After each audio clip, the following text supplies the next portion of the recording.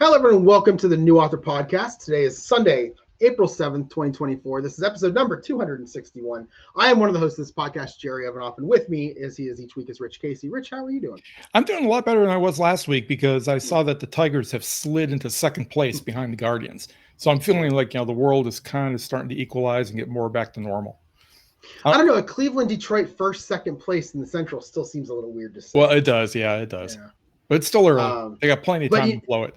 As a Cleveland fan, as a bandwagon Cleveland baseball fan that I am, Shane Bieber, their number one ace pitcher, came out of the gates and had like the best two starts of any pitcher in baseball to begin the season. And then yesterday it was announced that he was having Tommy John surgery and he's out for the next 16 months. So yeah, that seems about right. Yeah. I saw that. Yeah, typical of our teams. Yeah, exactly. I'm waiting for one of whoever your best player is right now. I'm waiting for them to get hurt too, and then we can the world is back to where it should be. That's right. So. All right, jumping into my stats. Inheriting Murder, book 2 in the Murder Mystery series is still at 82,348. No changes. I didn't open it this week. I do plan on opening it this week at some point though. It's going to be a weird week coming up with different things going on. So hopefully I'm able to get in and maybe get a chapter edited. But book 3, still unnamed, is up 6,053 words to 26,166. And that takes me through most of chapter 7 and then into chapter 9, but not chapter 8, because it was a weird day. So we're making progress there, although it is going so much slower than I thought.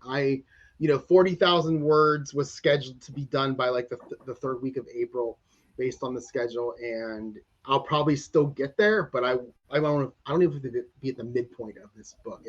This is not what I expected when I planned all this. So, but the words are still there, and that's really all I was going for in terms of my 2024 goal. Right.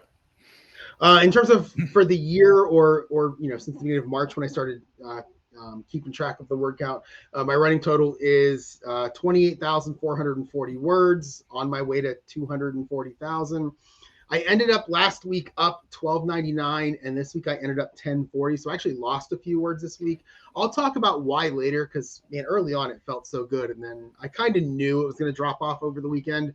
I was hoping it wouldn't, but I kind of did a few things to try to make it so it wouldn't, including just writing the beginning of chapter 9 out of nowhere, and that was me just like messing around with the stats just to make them look better for the podcast.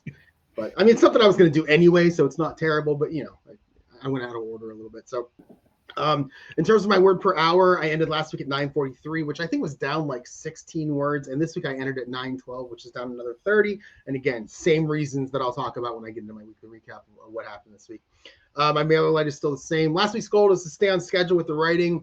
Even though I lost a few words, I would say it's still, I still passed that because I'm still up over 1,000 words to my schedule. So I'll call it a success. Yeah, it's nice to see a little success at the end of the recap every week. And you do that a lot more often than I do, that's for sure. In terms of my stats, Death Comes to Paradise is unchanged at 72,303. I haven't touched that this past week. Project X, my secret project for the year, as I'll talk about a little bit later, I just got a bug to do a little bit on that. And it is up 2,085 words and now sits at 16,558. Amelia 1, which is the newest Amelia story that I had been working on, the one that's at least tentatively titled Here Today, Goya Tomorrow, was up 2,749. So it sits at 12,655 words. Amelia 2 was unchanged. I haven't done anything with that. I thought I might start editing it, but as it turns out, I think that is going to wait for a little bit. It's just sitting there at 50,533 words. I plotted out another Amelia story this week, and I'll talk about that later. It's going to sit probably in between Amelia 1 and Amelia 2 as I currently have them. So I'm calling it Amelia 1.5, very cleverly. It's untitled, and it's at 8,098 words in terms of the plot itself. And so all total for the week, I wrote about 12,932 words, and I'm sitting right at 120,132 words for the year so far. And I think I didn't look at it before we started podcasting, but I think my word count per hour, counting editing and everything, is right around 900. So just a little bit lower than what you're at right now. So, are we going to talk about what you have in parentheses there for Amelia 2? Amelia 2. Long Gone, Go Gone. That's new? Is that new? No, that's what I always called Amelia too. Oh, I don't think you've ever said that on the podcast. Oh, really? Oh, okay. Well, Yeah. yeah, it's uh, these are all kind of an art based stories, and I'm trying to come up with clever titles. I don't like either of these titles that much. They're just a little bit over the top. So I'm going to have to come up with something else probably. Okay. I mean, I'm not going to change the art aspect of it because that's all woven into the stories, but I may just have to come up with more normal titles and just, Okay. leave I that like it. the art stuff as background. Okay. Let's see. So jumping into my so before I get into my recap, I think I broke a tooth at some point within the last few days. Just a small piece on the back on the top.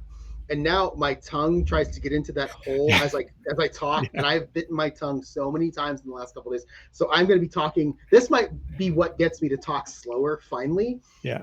So just bear with me if I bite my tongue because it's killing me. It's amazing how when you do something, because I've chipped teeth and stuff like that too. And it's amazing how you just cannot keep your tongue away from that crack. It just keeps going to it for some reason. It's like it never went there before. What are you doing here? Right. Yeah. So anyway, all right. So all right. So Monday, I did not do anything writing related on Monday. I did go to the grocery store at lunch because I hadn't done that over the previous weekend.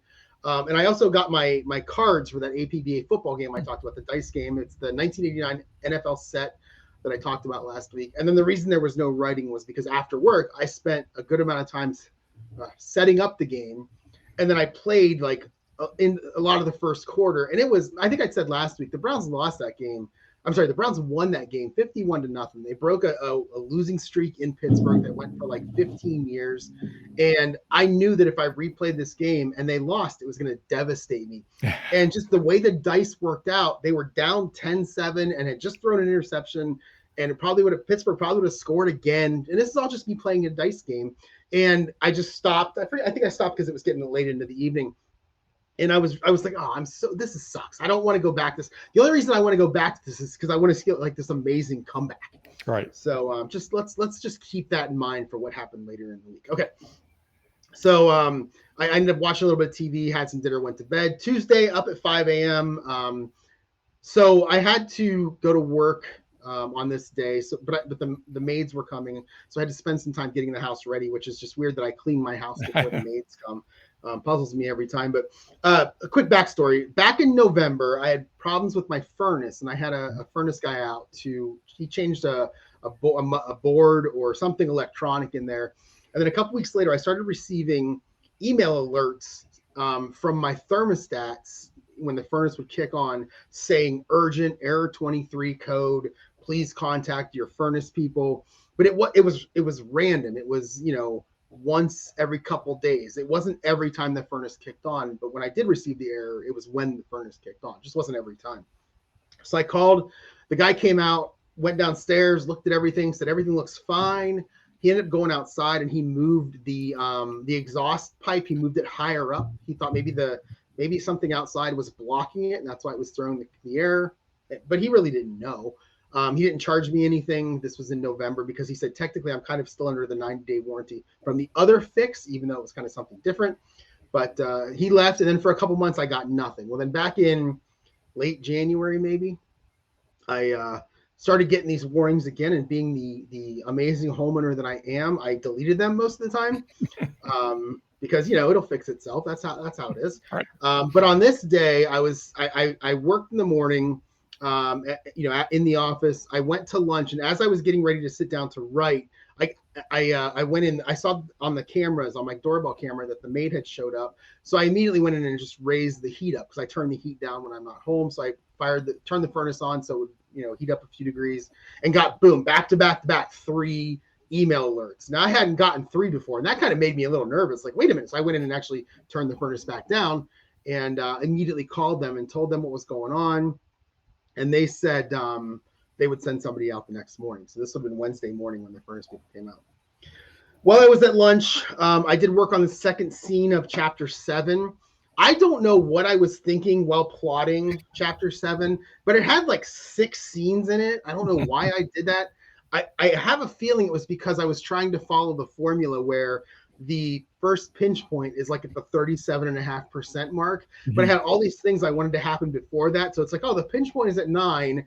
Let's just put all this stuff in 7. But the funny thing is, chapter 8, I actually made a note that said, this is a pretty weak chapter. Not much happens in here. It's like, why didn't I put some of that stuff from 7 and 8? I have no idea what I was thinking. But anyway, so I'm working on 7, doing the best I can.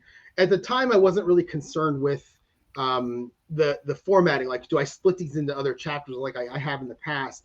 But this time I decided I'm just going to go ahead and write it and not worry about how long it is. And I'll just split it up at some point in the future. While I was working, I was thinking about those 5 vacation days that I got back when my golf trip was canceled. I could easily take a whole bunch of half days the rest of the year. But I would like to have some kind of a chunk at once. I usually have some kind of a week off during the year that I would like to have this year too. But I didn't necessarily want to go to Vegas or go to the beach. I mean, those are the 2 things I do. I started thinking about, and I always think the first thing that pops in my head when I think about this is Funny Farm with Chevy Chase. I don't know if you're familiar with that movie. No, I haven't seen that one. But he with his wife buys a house out in the country, and there's a fence, and they have a dog, and there's a lake, and he has this area in the back of the house where he can sit and write. And I always think I want to take a vacation like that, where I go to like, I don't know, Vermont. I'm picking a state here where there's a house on a lake, and I'm thinking that VRBO website, or I don't really want to do the what's the thing that you do where you get somebody's house? I like Airbnb. Airbnb. I'm afraid of those. I'm afraid that they're going to plant cameras all over the place, or they're going to come back and rob and murder me in the middle of the night. Yeah. So I'm afraid. So I stay away from those. But I'm just thinking, what could I do where I could actually spend a lot of time, maybe 4 to 5 hours a day in the morning writing, or maybe, I remember Mark Dawson used to say that he does like 4 hours in the morning of writing and then 4 hours in the afternoon of like marketing. That was his thing. And I thought, well, could I do something like that? And I don't know. I don't know how to find that. So I Googled the phrase, the sentence, did travel agencies still exist? Because I thought they didn't anymore with the whole internet thing and all the websites that are out there. Because I would really love to talk to someone who maybe they know of a place like this that I'm talking about in some state that is drivable for me. Because I would take my dog with me and just make it a little vacation. So right. Well, so that was. Yeah, I think you got lots of options given where you live in the country, because you go north, and the further north you go, you're going to get all kinds of little lakes and stuff up there. I mean, Michigan's got over 10,000 lakes in it, I think. So you can find stuff up there. True, although my thought has always been, I was thinking about this on Tuesday. I've been to 43 states, right? There's 7 states I haven't been to. I haven't been to either Dakota, Idaho, or Wyoming. I haven't been to Maine, New Hampshire, Vermont. I've been to and Alaska, so I guess that's 42 states. I've been to every other state but those. So I thought it'd be interesting to maybe knock out Vermont and or New Hampshire with a trip. Oh, sure. So, and again, that's just the weird numbers person in my head. So keep this in mind. I'm actually teasing a whole bunch of things that happen as we get through the week. So let's keep that in mind too. Okay. Wednesday, up around 6:30 to work from home. The furnace guy showed up around 9:30. He also didn't know what the problem was, but he did say at one point, because we couldn't replicate it, it was working fine. He did say at one point though, your fan, I don't know if it's true or not, but your fan, one of your fans, I don't know which one, sounds a little funny. He goes, I'm going to replace the fan. And I said, okay, how much is it going to cost me? He says, well, the fan's under warranty. I'm like, well, how much for you to walk in the door? And he said, don't worry about it. And I go, well, how much for the labor? He says, yeah, don't worry about it. I went, so how much? He goes, I'm not going to charge you anything. I'm like, okay. He goes, I gotta go get a fan though. I'll be back in about 45 minutes. Do you want me to do it? And I went, how much are you charging me? And he said, $0. I'm like, yeah, I want you to do it. Who says no to that? That's exactly right. So I was working during the day. He came back, installed it. I haven't had an email since then, but it was random. So I might get one tomorrow. I might not get one for the rest of my life. I don't know. All I know is so far through the last 5 days since he made the change, everything's been good. So I'm hoping that was the problem and he figured it out. Yeah, that could well be. I mean, if your fan was periodically slowing down or something, then yeah, it would definitely kick off an error message from that. And he did say that fan getting obstructed or shooting some water up somewhere, something like that, that is the error message it would shoot up, email me if that was the problem. So he kind of did kind of a educated guess type of thing, which makes sense. So So then my plan was to go to the library and for the first time and try this 90-minute lunch over there and get some writing done. But I was on a call for a long time that it actually went from 11:50 to 12:40. So like all of my lunch break was pretty much taken by this. In fact, I got off that call and had a couple more calls. And then I ended up eating a bowl of cereal during my stand-up meeting, which was hilarious because I didn't have to talk at all during the stand-up meeting. So it worked out really well. But I did want to get my words in for that day. So after work, I didn't have to get up at 5 a.m. Oh, so one of the things I didn't mention is in talking to the furnace guy, he told me to just kind of monitor it, keep an eye on it, let them know if there's a problem. I decided to go ahead and work from home on Thursday because A, the women's NCAA tournament was going to be in Cleveland this weekend. B, the weather wasn't supposed to be great. C, I just didn't really want to go to work. And then D, I could stay home and monitor my furnace. So it seemed like a perfect storm of reasons to go ahead and just stay home on Thursday. And I get a few of those work from home days every year where I can pick days I'm supposed to be in the office and work from home, even though I get to work from home 3 out of 5 days a week anyway. It's a great deal. I'm not going to complain about it. So I did go ahead and work from home. So since I didn't have to get up early on Thursday, Wednesday night, I decided to go ahead and go to Hothead and continue working on to the third scene of chapter 7. I wrote over 1,500 words in about 75 minutes, but it was pure first draft. I was a little disappointed after I was finished because I knew it was first draft and not that great, almost all dialogue. But while I was writing it, I was kind of on a roll and I didn't want to stop doing editing. So I figured, it's fine. I'll go back and I'll go ahead and edit it the next day and get it all fixed up. Sure. Yeah. By having that attitude, I knew that the next day when I went to go ahead and actually start editing it, my word count would drop big time because when you're editing, you're not really adding a whole lot of new words. You might add some, but you're also subtracting words as I did today. So. So then Thursday I did work from home and I decided to keep my 90-day lunch that I would have had in the office. And this time I did go to the library.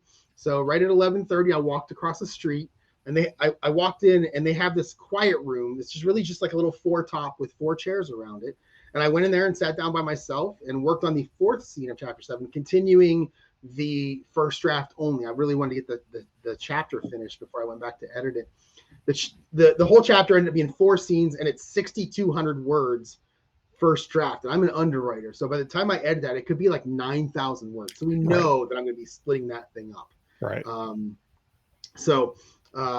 Let's see. And then the other thing was because it was pure first draft, I was crushing my scheduled word count for the week, which was good because the last 2 days have been a lot lower than what they should have been. So I was also talking to a friend of mine that evening and I told her how I Googled, do travel agencies still exist? And because I thought it was funny. And she told me, by the way, my cousin's a travel agent. Really? Yeah. So she sent me her email address. And on Friday morning, I actually emailed her and said, here's what I want to do. Does it exist? Is this something you can help me with? So, and I know she was on vacation last week. So I'm hoping this week to get a response from her. Maybe by the time we talk next week, I'll have something planned or something in mind. Or maybe I won't do anything at all. Who knows? But we'll see how that goes. So, why do I have visions of you actually ending up in Cuba, like Hemingway, marlin fishing and stuff like that? Oh my God. So many things that I would never do. Cuba, fishing, I enjoy the Florida Marlins. I don't know. Yeah. So many things there. Drinking in the bars at night. Yeah, exactly. Do that. Yeah. So many things are not me there. So then later on in the evening, I was scrolling through YouTube and I found this app on YouTube called Pro Football Helper that someone wrote for people who play the same dice football game that I'm getting ready to start playing. And the nice thing about it is you don't actually play the game on the computer. I would never want to play the computer game. I love rolling dice and looking at cards and looking at boards. But what this thing allows you to do is put in the stats and the plays as they happen really quickly so that when the game is over, you have your box score and it's all done. And my favorite thing about this game is that I can get stats and I can see it as I'm going.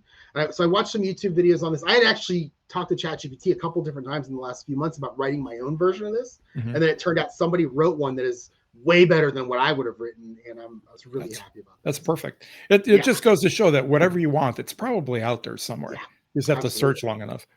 And I'm sure that this guy that wrote it, I think his name is Tom something, and this guy that wrote it probably had the same issue where he was like, boy, I don't really like keeping stats by hand. I'll write something. And it's weird because there's another one out there for the APBA golf game that a guy wrote called Game Caddy, he calls it. And it's the same thing. It just keeps track of it electronically while you're still using the dice. And these guys just give it away for free, which is just, I love it. I love that they just put it. So like this guy gave me a link to a Google Drive. and you just go in and you download it. It's not even an installer. It's a zip file. You unzip it and you just go into the folder and click the executable file. It's great. So, yeah. So then on Friday, I did work from home. At lunch, this is where I emailed the travel agent telling her what I was looking for. I told her I was going to the beach. I was going to the Vegas. But this time I want to, I go there with the idea of writing. But while I'm out there, I never do because I'm doing all the stuff that you do at those places.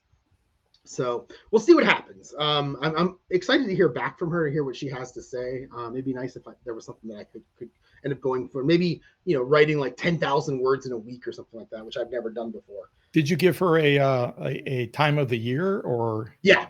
Okay. Yeah, it would be June 14th to June 23rd, somewhere during that week, because it's only 5 vacation days, and it's 10. That's 10 full days, but it only cost me 5 vacation days. Right. Which is great. So then I had mentioned to you last week about us doing a plotting video on Friday night, but I had emailed you in the morning because I said, I believe I told you I had other things I wanted to do. Well, the other thing I wanted to do was play this football game. And here's the thing about this Pro Football Helper. And I was just Rich, I was so saddened by this. I couldn't take the game that I had started on Monday and stick it in there. I had to start over. It was It's just so saddening. I know, but friend of the podcast and friend of me, Brian, right now, who's a Steelers fan, is probably listening and rolling his eyes. But I had to start over. So I ended up playing, about a quarter and a half, and the Browns were winning 10-3, a much better result than what had happened the first time. And then I think I was in bed by like 9:45 on this night. I was so tired. I don't know why. I know I slept through the week. I'm going to go ahead and just blame the weather. Mm-hmm. The weather just keeps going up and down around here, and it was killing me. So I actually took half a Tylenol PM to make sure that I would sleep through the night too, and I did. It was fantastic. Saturday, I was up early. I did stop at the casino on my way to Chick-fil-A with the idea of winning $40 to fill up my car with gas. So, if somebody else will do it, I'm always happy for that. So I was kind of up and down money-wise, and then I hit a spin that paid me $80, and it put me at 141. I was actually a little bit disappointed. Like, I was like, I wanted to spin some more, but I did say 140 and I leave. So I cashed out and left. That's good discipline. Yeah. So especially out of me, because I don't have that kind of willpower usually. But I did go to Chick-fil-A after. This is where I started editing those chapter 7 scenes. But partway through the editing of chapter 7, I kind of realized I wanted to make a change to one of my main characters. I wanted him to not know they were investigating the murder. The other two guys were investigating the murder. I wanted him to just think that he was at this tech conference because his boss sent the 3 of them there to learn stuff, when in reality, the 2 of them are there because they're looking into some stuff that happened at the company. And I did not want him to know. So in this chapter 7 is kind of where he realizes what's going on. And I wanted it to be like a nice emotional moment because other things come up during this conversation. So I had to go back into chapter 3 and make big changes because a lot of talk happened in chapter 3 when he was standing right there. So I had to make big changes there. And then eventually I would have to make changes to chapter 6 also. And these were big changes. I only wrote about 1,000 words during the 2.5 hours I was there, which again kills my words per hour and kills my, knocks me down a little bit because I expected 1,500. But it's okay because again, I knew by writing the first draft stuff early in the week that late in the week I would suffer with my word count because I was doing a lot of editing. Right. And then today it was the same thing. Today I was up and I went to Panera. I did stop at Target to see if I could find a pair of those Eclipse glasses. I kind of waited until the last minute to do this. I walked in and they were like, nope, we don't have them. I don't think anybody does. The only people that had them is as I was driving home through the city of Warren, I saw people on the corner with like those, if you go to like a NASCAR race, they have like the tent set up where you can buy. Right. This was like, and it was like approved solar eclipse glasses here. And I was like, I'm not buying I'm not buying glasses out of the back seat of somebody's car that could eventually destroy my eyes. So right. I just drove by. So as of right now, 6:00 on Sunday night, about 21 hours before this eclipse is supposed to happen, I do not have glasses, and if I don't have them, I'm not going to go outside and look at it. It's just not going to happen. Which is fine. I'll watch it on TV. It's fine. I was going to say, you can see the pictures that people take. Yeah, exactly. I thought about maybe trying to set my phone up to take some pictures, but I'm lazy. I'm just not going to do the work to make that look good. So, let's see. So I went to Panera and worked, to changed chapter 6, which was the next change I had to make based on the change to this character. And then I went into chapter 7 and started editing. And I don't know why. I just flipped to chapter 8 and I read the headline at the top that said this chapter's weak. More needs to be done. I never went back and fixed it apparently. So then I went to chapter 9 and went, this is the first pinch point. Let's just start writing this. So I wrote about 1,000 words first draft in there, and that's what got me to my word count today. Was just I kind of cheated, but it was something I was going to do anyway, so not really cheated. So no, yeah, I mean jumping around, that happens a lot. I do that as well. Mainly because I'll write a chapter and I'll think, oh, I got to have something before this, and then I'll have to go back and put a new chapter in. So, right. Like and I don't think I mentioned it yesterday in the afternoon. I spent about 3 hours finishing that game, and the Browns did come out ahead 26-19. It was very close. And it was very nerve-wracking. I got to be honest with you. I'm controlling the game, but I'm trying to be as fair as possible because I could be so biased, so easy. But I was letting the dice rolls, do it pretty much everything. And it was a lot of fun, and I'm already ready to play the next one. I actually spent about an hour earlier. I was telling you before we started recording that my back hurts right now because I was sitting in my chair at an odd angle as I set up the next game I'm going to play, which is, I believe, Buffalo at Miami, which is week 1 from 1989. It's Marino versus Jim Kelly. I'm very excited about this because I love both of those quarterbacks. So it's going to be a lot of fun. So yeah. So now we're podcasting today. And when we're done, I'm going to put the podcast live and then probably just relax the rest of the night, not do much of anything. That sounds good. Well, my week, I started off on Monday, getting up early, thinking that I would get a fast start on the week. But then my brother called and I ended up talking to him for over an hour. And then once I got off the phone, talking to my brother is never a super pleasant experience. But once I was off the phone, I set up a few Facebook promos for my Vellas. And then I suddenly realized, hey, it's April. Taxes are due soon. So I spent the next 2 hours finalizing those taxes. I actually had gone through them. I usually go through it twice. I do it once early, like February, early March. And then I wait about a few weeks and I go through them again and make sure I haven't missed anything. So I spent a couple hours, went through those and sent them off. Paid the bills, which were also due. And then after lunch, I went grocery shopping and spent the rest of the afternoon working on outdoor projects. So basically, I didn't get anything related to writing done on Monday at all.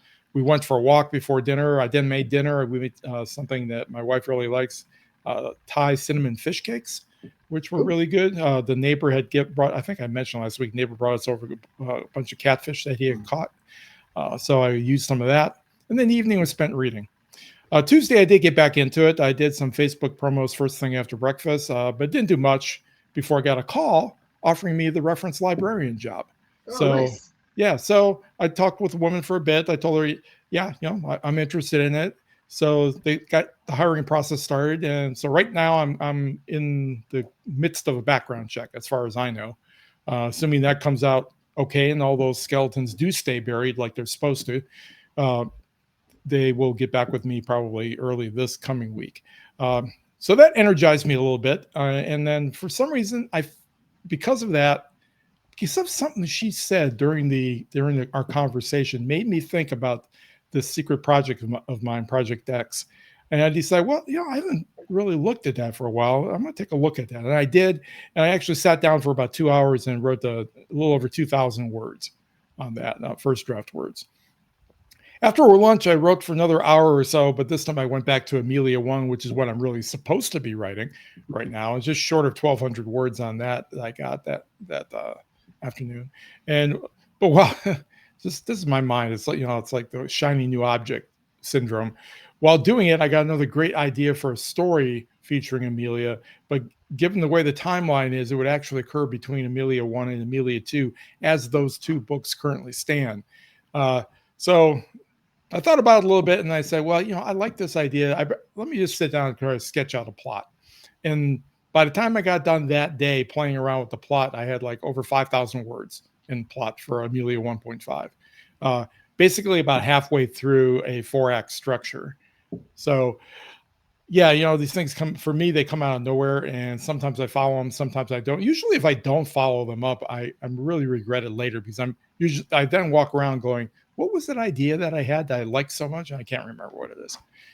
So Wednesday morning, I woke up and wanting to avoid just having a half-plotted story hanging around because I will forget what the whole thing was about later. I did spend the rest of the morning finishing up that plot for Amelia 1.5. Got another little over 3,000 words, and then did a little bit more again on Amelia 1, just short of 1,600 words. So up through Wednesday, I was cooking pretty good, Tuesday and Wednesday, in terms of the writing. And after lunch, I was looking at the Vella Facebook promotions that I've done recently, and I decided that there's something going on with the Amazon algorithms, which I think I've mentioned off and on. Amazon's constantly changing them in terms of who gets shown your stuff, and what kind of how they pay for it and everything.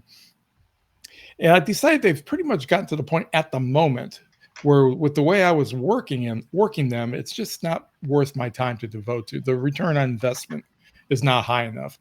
So it's still positive, but it's just not high enough. So I closed up the ones that were still going, and I spent the rest of the afternoon outside. It was beautiful on Wednesday. It was like 78 and sunny. So perfect spring weather for around here. Thursday, because probably of closing up what I was doing for the Vellas on Facebook, Thursday I woke up with an urge to dive back into Matthew Holmes's Facebook marketing information. So I spent the whole morning reviewing all the emails and all the other information that he sent over at last. Actually, it's been more than a year. I think I first started getting emails from him back in 2022. So I went through all that information. Then by the afternoon, after lunch, I was deep into generating all the ad creatives that I would need: images, descriptions, headlines for one of my Vella stories. And by the time I went to bed, I had actually started my first dynamic creative ad following his system for one of the Vellas, with the goal of getting new readers into there that haven't been reading before. And then I promptly woke up right in the middle of the night and realized I had screwed up the targeting, and I didn't do it. I didn't do it quite right. So Friday in the morning, I duplicated that ad set and I retargeted. And what I did, Matthew Holmes, as you know, advocates very broad targeting, and just let Facebook's algorithms figure out who's going to react to their ads, because the algorithms are a lot better at it than you are. The problem is with Vella is that you can have an ad that people react to very well, and the initial from the time I started Thursday to the time I was looking at it on Friday, the initial reaction was really good. I was getting click-through rates 12% and over, and the CPC cost per click was falling drastically as time went on. So I was getting good reaction, and people were commenting on the ads and stuff, but it wasn't people who were used to serial fiction and how that works. It was probably people that were looking at the ad and thinking, even though I have all over there that it's a serial, it's episodic, etc. They were thinking, "Oh, book," and they were clicking out looking for a book, and they weren't getting a book. So what was happening is I was getting, as far as Amazon's concerned, I was getting episode 1 reads, but nobody was going on beyond episode 1, because I was pushing the people to episode 1, but they weren't going beyond that. Probably mostly because they had no idea what to do. In terms of doing that. They were new Vella people, yeah, definitely. Yeah. And you can't target Vella on Facebook, at least not at the moment, but you can target Wattpad. So what it is, I duplicated that ad set, and then I included Wattpad as an interest that anybody who sees this ad must have. So I set that one to running, and right away I saw that there was a change. As the data started rolling in for that ad, it's still too little data, not enough data in order for me to really make any proclamations about those ads, whether they're going to work in the long run or not. But I could see that people who were coming through were going beyond episode 1. They were clicking the follow button on the story. Apparently, what happens a lot when running ads to Vella is that people will come, they'll see that it's a serial. They're used to serial fiction, but this ad has popped up on their phone as they've been scrolling Facebook, and they're not interested in reading right at the moment. So they'll click follow, because that way Amazon will push the story to them later, and it'll show up in their Kindle reader or in their Kindle app or whatever they're using to read on Amazon.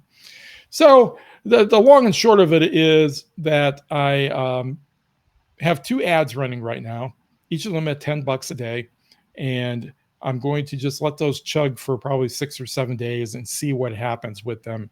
I like the fact that I've hit on a couple of images that seem to work really well. Only one of the descriptions seems to be optimal. So yeah, we'll see what happens as time goes on, and I'll have a much further report about that later. On Saturday, I did go back and check them on Saturday, although I didn't do much of anything else writing on Saturday. And the CTRs, the click-through rates, seem to be settling right around 11% on both of the ad sets.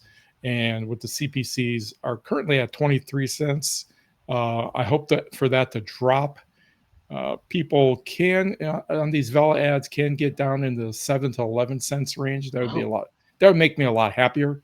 Yeah. But we'll see. We'll see what happens. It's all an experiment because really, and I won't really know what the outcome is until next month on the 20th, because then I will see what Amazon thinks about me pushing all these new people to Vella and see what they think about that in terms of the bonus on this particular story that I'm pushing everybody to. So I'll be able to separate out what's happening with this story from all the other stories that I have up there. And still the algo for Facebook is still in its learning phase because it hasn't even been 48 hours yet, really. So I can't complain because I've tried, and you probably have too, tried to do Facebook ads before where you just get nothing. It's like crickets right in the beginning. So I've been happy with this. But other than that, nothing on Saturday in terms of writing. Sunday today, woke up, went to church in the morning, then came home and decided, well, if I'm going to be going to work, I got to start thinking about cooking on the weekends to at least, my wife is not big in terms of cooking. She's going to be doing some, but we have to try to help support her since she hasn't really done much over the last 30 some years. So I went ahead and I made a big pot of chicken and dumplings, a couple big pans of jambalaya cornbread, and then a big pan of honeyed carrots. And so after all that, I was sitting there over the hot stove and everything. I was tired. I laid down for a nap for about an hour. And now we're recording. And after this, we're going to go sample some of that food that I made. And then I'll tell you, probably pass out again.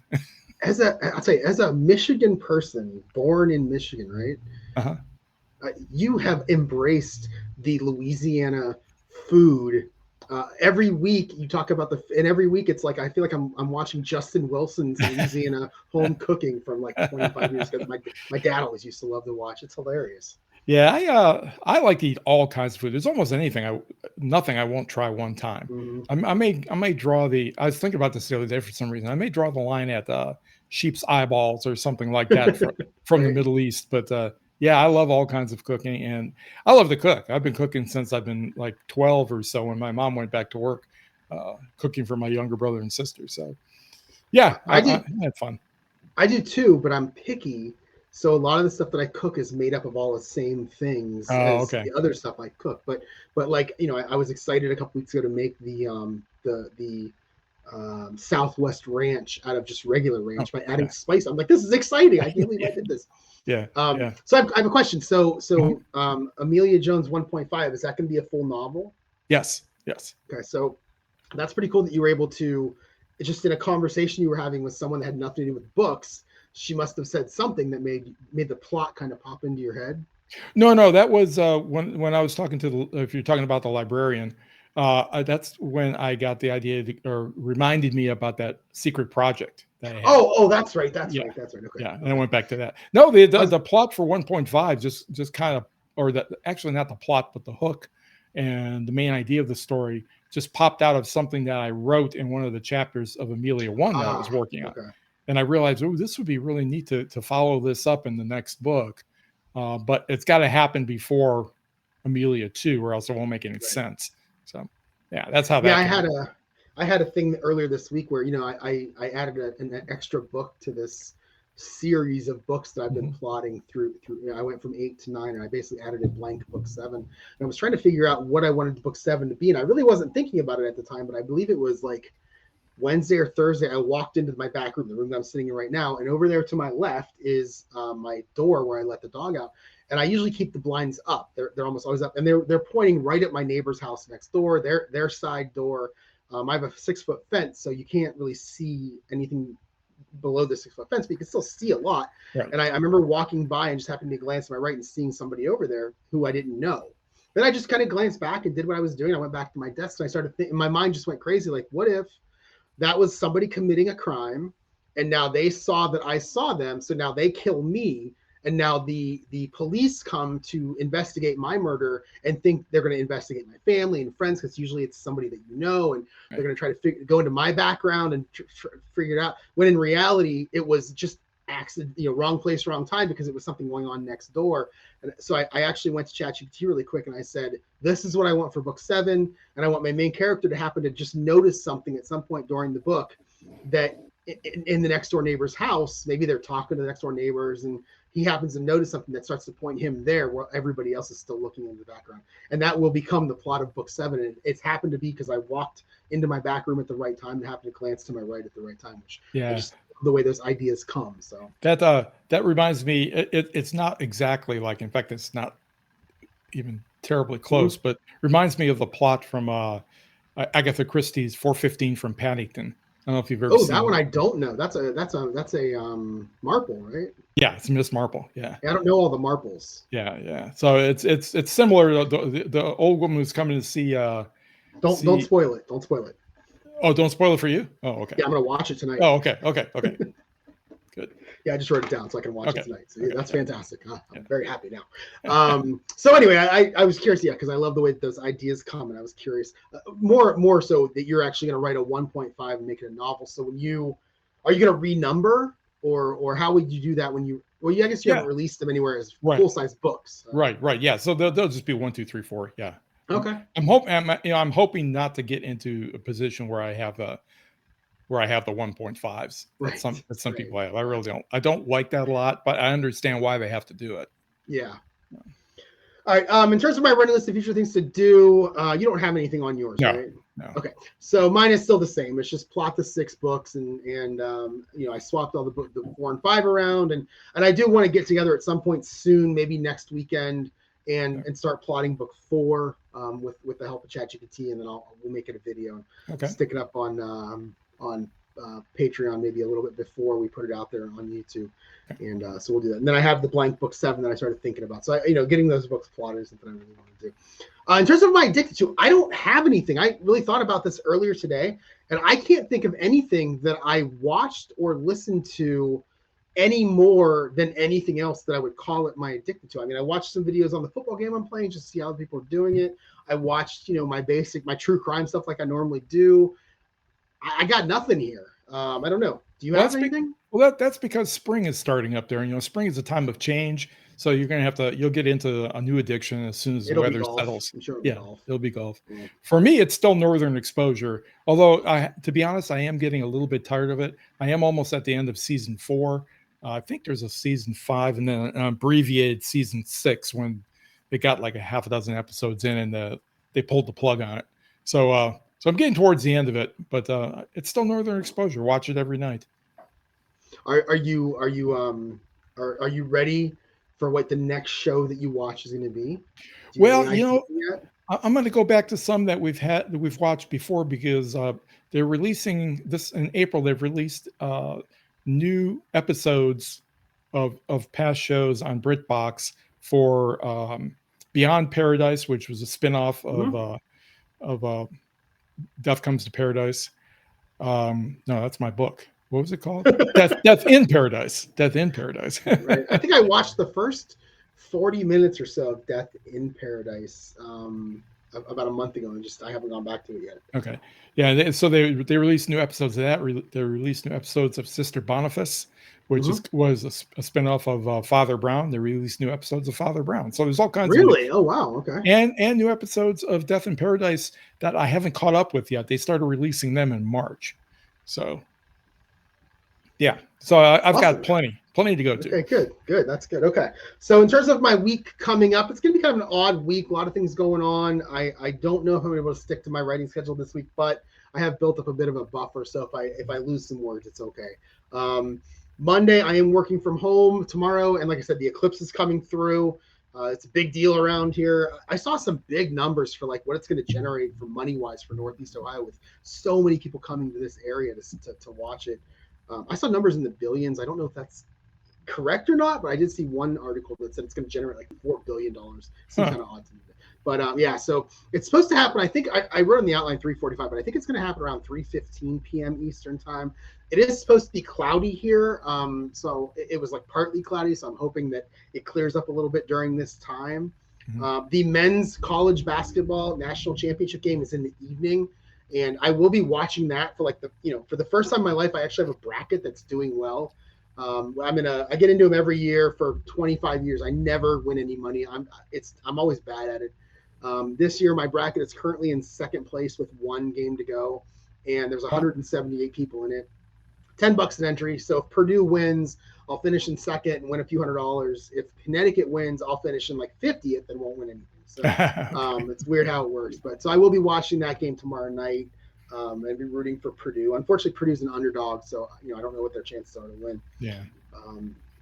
So that's tomorrow. That's Monday where I'm just working from home. I'm gonna go outside probably around 3:15, like I said, and try not to look up. Maybe I won't go outside at all if I don't have glasses. My mom and dad are going over to one of the AMVETs or the VFW, whatever club that they go to. And my dad told me that if there's glasses there, he'll just run a pair over to me. So cool. Yeah. Who knows what's going to happen tomorrow? We'll see. Tuesday, I'm in the office. I'll take my normal 90-minute lunch, do some writing. Wednesday, I'm working from home. I'll try to do 90 minutes at the library again. That did work out really well when I did it last Thursday. It was a bit too quiet in there, so I'm going to take my headphones with me. And it was really hot in there, so I'm going to wear shorts. Yeah, I don't know why. The woman who runs our Writers Club, Mallory, she came over when we were just chatting briefly. She was surprised to see me. And so we were just chatting, and she told me that, I said, man, it's really quiet in here. And she said, yeah, wait till the kids show up. And I said, what kids? And she said, oh, they come in, they run around like crazy. I go, did they come into this room? And she said, well, sometimes they beat on the glass. I'm like, oh, what are you going to do? Thursday, I'm in the office Thursday. I probably won't be able to do a 90-minute lunch because I have my Writers Club in the evening. So I'll probably do 60 minutes and just try to get some writing done. Even if it's, 500 words, it's something. So we'll see how that goes.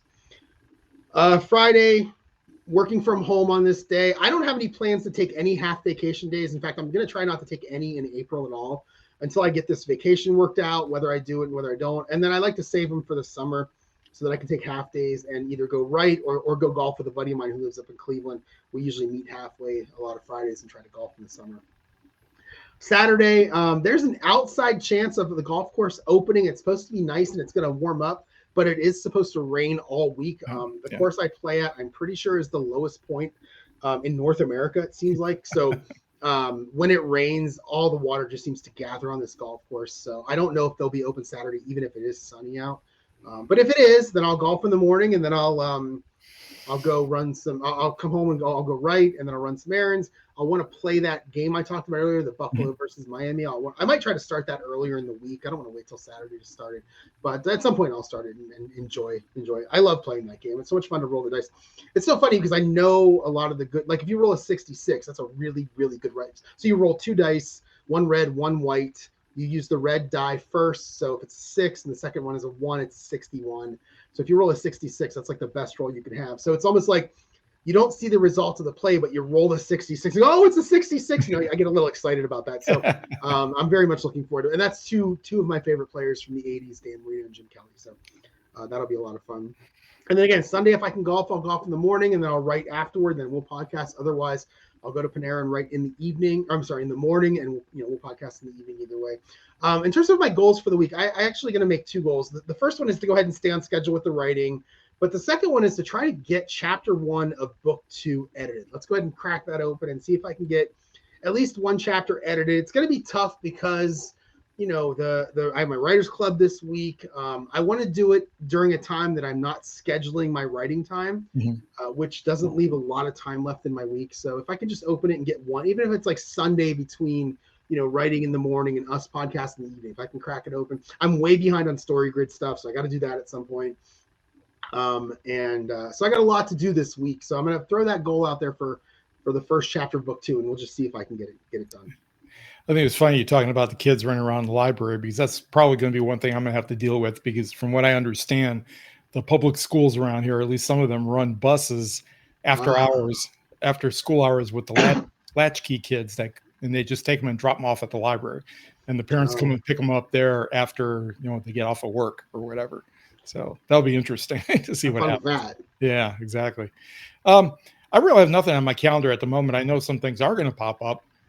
There's going to be a drug test I'll have to take this week. I'll have to go for a physical, hopefully this week. I get that all done. What I really want to do is I want to get that kind of stuff and get the hiring, everything I have to do for the hiring process done this week so that I can go and visit my mother before I actually start working. Because once I start working, then I'm going to be on probation. It'll be 6 months before I can get away again. So I want to try to do that. But if not, when things don't come up during the day, I'm just going to be writing in the mornings and some of the afternoons, depending on the weather. If the weather's nice, I'll be outside. But like you, it's supposed to be rainy here, at least for the first half of the week. In fact, Wednesday, we're calling for really heavy rains, which for us, when they start saying heavy rains, you're just talking about anywhere from 5 to 10 inches, probably. Oh my! Yeah, a lot of rain. So we'll see what happens with that. At some point, like I said, I might hear back from the library. But other than that, yeah, I'm just going to kind of play it by ear day to day. I do want to do some more writing, some more first drafts. But what I really want, first draft words. But what I really want to do is get back and do some editing as well. So I'm going to see what I can do in terms of balancing those two objectives during the week. Yeah. In terms of stuff to share, I don't really have anything at all. I see you do. So. Yeah, I was kind of trolling around YouTube like I tend to do on Wednesday night, and I ran across a new story grid video. So Tim Grahl puts out story grid videos. I think he wants to do once a day, but like every now and then he'll miss a day. But he's about 5 days a week now out of 7. And this one was called One Trick to Unboring Your Writing, which is a little clickbaity, which a lot of those titles for some of those videos tend to be. But I'm a big fan of his, so I clicked it anyway and watched it. For a clickbaity title, that's really a tongue twister. Yeah, unboring is kind of a strange word to have to say. Yeah, I did watch it though. He talked and I'm going to link to all these. He talked about basically he talked about how to take your sentence and make it better by looking at each word in there, the noun, the verb, if you have any kind of a modifier, and making them better. So instead of saying, I put the dog outside, change put to kicked, and now you have a completely different sentence.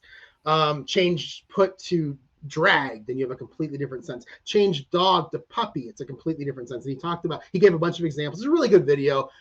He does really good videos most of the time, so I would suggest people watch this. But this actually led me to a video he called Stop Blaming Adverbs. And I think it was a lot longer than that, but Stop Blaming Adverbs. He basically said, and this is something I've been saying this forever on this podcast to my friends. He kept saying, all these people do this writing advice, but then you open their books and they break all their own things that they say. It's like on YouTube, they say one thing, but then when they write, they do something else. And the big one was Stephen King. He talked about Stephen King and he talked about Dan Brown, 4 or 5 famous authors, how they talk horribly about adverbs, but then when you open their books, they're full of adverbs. Mm-hmm.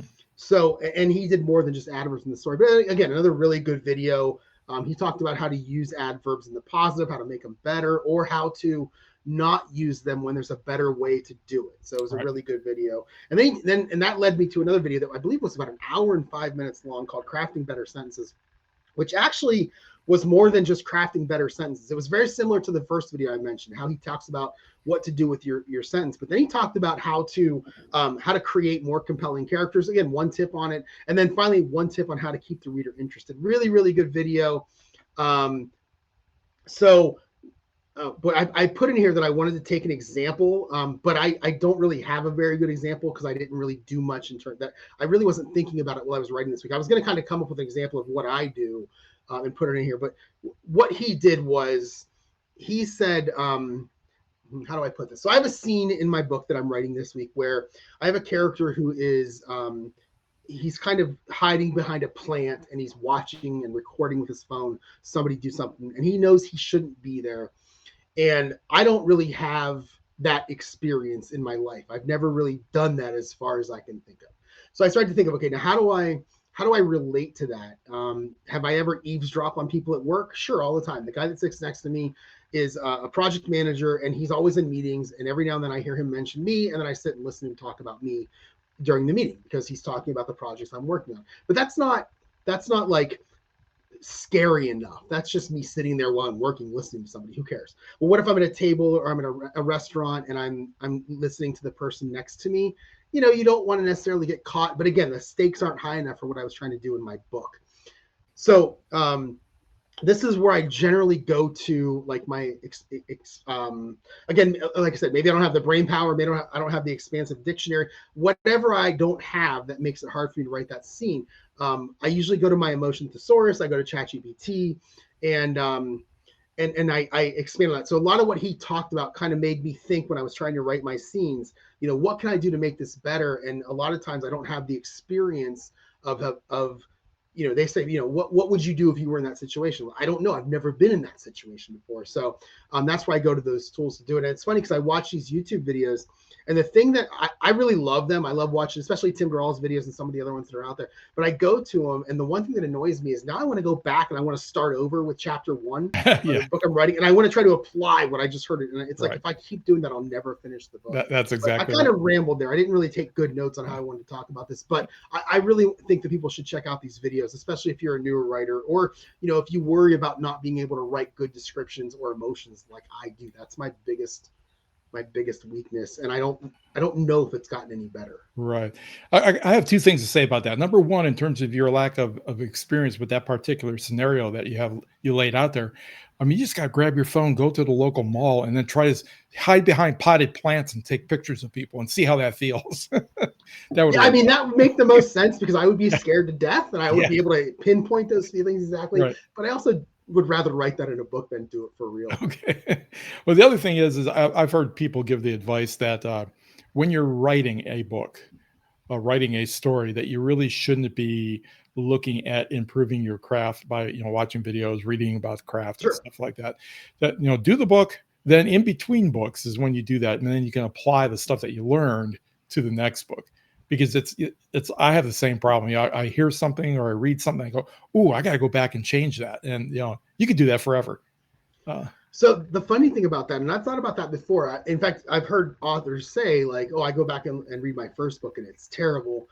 But in my head, I'm like, "Yeah, but that's the first book in your series. Right.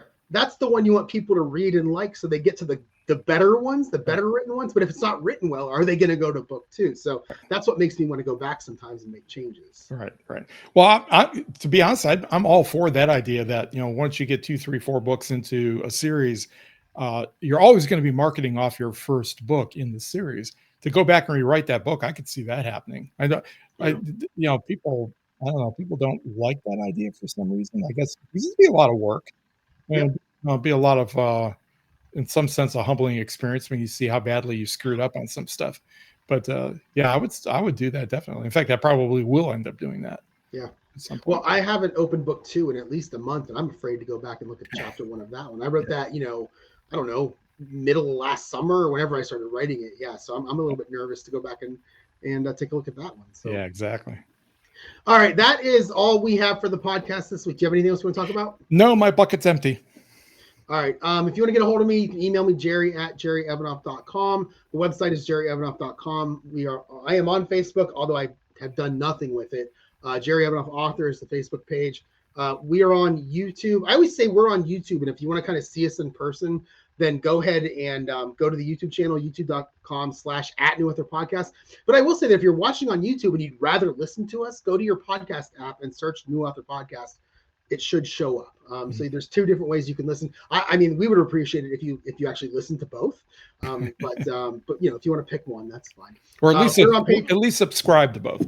Yeah, there you go. Exactly. Make the numbers look good. Patreon.com/NewAuthorPodcast. Like I said, we're going to do some plotting of my book 4 coming up maybe this weekend. It depends on what I'm doing and what Rich is doing. And then we'll go ahead and put that up on the Patreon first. It'll be up there for a few days before it then comes out on YouTube. Yeah, if you want to get in touch with me, my email address is rich@richkacy.com. You can find me on Facebook, Instagram, TikTok, Threads, and Blue Sky with the handle Kacy himself. And keep an eye out in your Facebook feeds. You may end up seeing an ad from me. You'll know it because it'll be a couple of women, young college-age women in the ad, and the title is A Killer Vacation in big bold type. So, check it out. And if you see it, click it.